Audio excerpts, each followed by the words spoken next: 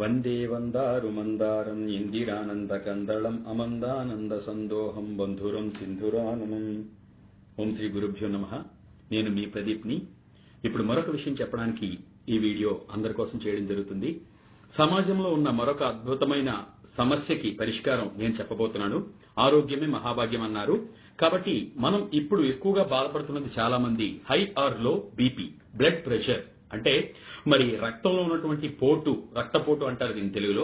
దీన్ని సింపుల్ గా పరిష్కరించుకోవాలి అంటే డైలీ బీపీ మాత్రలు అంటే టాబ్లెట్స్ వాడుతున్న వాళ్ళు కూడా ఇప్పుడు నేను చెప్పబోతున్న టిప్ పాటిస్తే గనక ఖచ్చితంగా మీరు మంచి రిజల్ట్ పొందే అవకాశం ఉంది. దానికోసం మీరు ఎక్కడికి పరిగెత్తవలసిన పనే లేదు. చాలా సింపుల్. ప్రతిరోజు మనం దేంతోనైతే భోజనం పూర్తి చేస్తున్నామో దాన్ని ఉదయం పూట తీసుకుంటే సరిపోతుంది. అర్థం కాలేదా? అది ఏంటి అంటే కేవలం పెరుగు. ఒక కప్పుడు పెరుగు తీసుకోండి.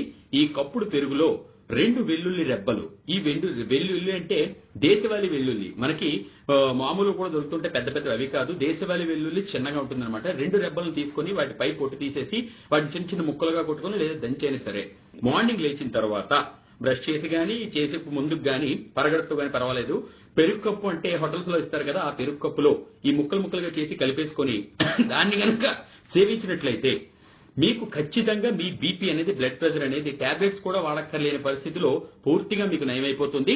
తరువాత ఈ వెల్లుల్లిలో ఉన్నటువంటి ప్రత్యేకమైన శక్తి మన గుండె కొవ్వు అంటే గుండె చుట్టూ ఉన్న నరాలకు పట్టి ఉన్న కొవ్వును కూడా ఇది కోసేసి రక్త ప్రసరణ బాగా జరిగేలా చేస్తుంది. కాబట్టి ఈ టిప్ ని పాటించండి.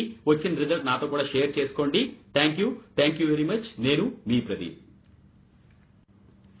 హోటల్లో పెరుగు అంటే ఆ పరిమాణం తెలియాలని చెప్పాను. కానీ శ్రేష్టమైన ఇంట్లో తోడిపెట్టుకున్న పెరుగు అయితే ఇంకా మంచి రిజల్ట్ వచ్చే అవకాశం ఉంటుంది. ఆ పెరుగు కప్పు హోటల్స్ ఇచ్చిన సైజు కోసం చెప్పాను అనమాట. ఆ మాత్రం తీసుకుంటే you will get a good result. Thank you.